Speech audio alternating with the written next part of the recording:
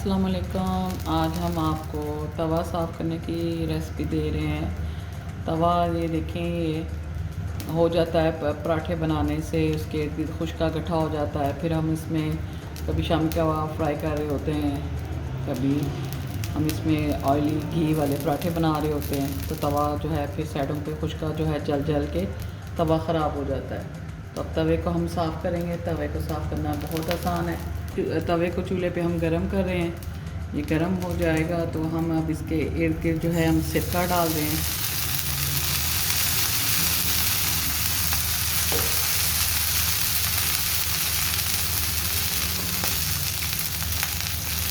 एक table spoon जो है हम मीठा सोडा इसमें भर के डाल देंगे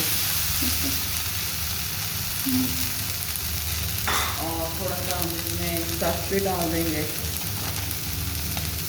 तो चूल्हे को बंद कर देंगे। बंद कर और एक नींबू निचोड़ देंगे। थोड़ा सा ये ठंडा हो तो इसको फिर साफ़ करते हैं।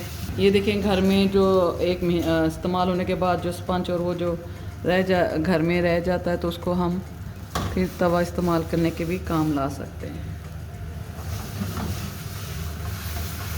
कैसे फैलाएंगे।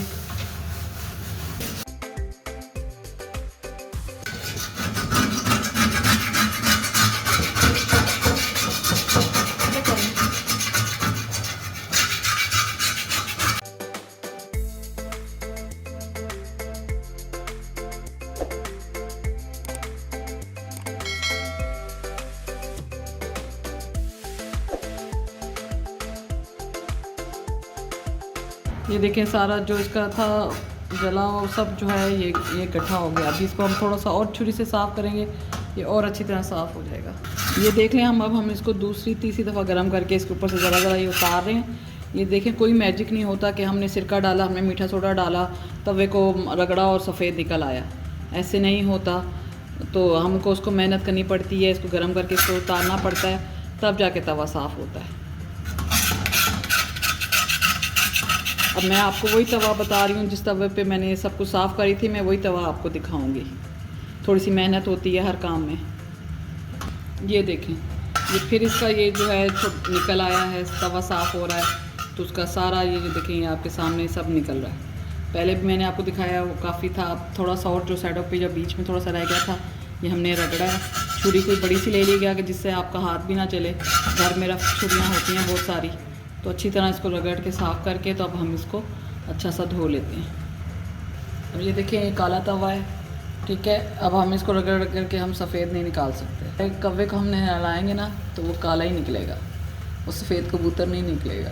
तो ये काला तवा है, तो ये साफ़ करके देखें, बिल्कुल हमने ये इसकी बिल्कुल सफाई कर दी। हाँ देखें, मगर ये काला ही रहेगा, ठीक है। ये सफ़ेद नहीं होगा, इससे ज़्यादा जो है ना ये साफ़ नहीं होगा। थोड़ी सी मेहनत करनी पड़ती है हर काम में। तो ये तरीका मेरा पसंद आया हो तवा साफ़ करने का, मेरी टिप्स पसंद आई हो तो मुझे लाइक और सब्सक्राइब ज़रूर करें। अल्लाह आपके घरों में आपको खुश रखे, आबाद रखे। अल्लाह हाफिज़।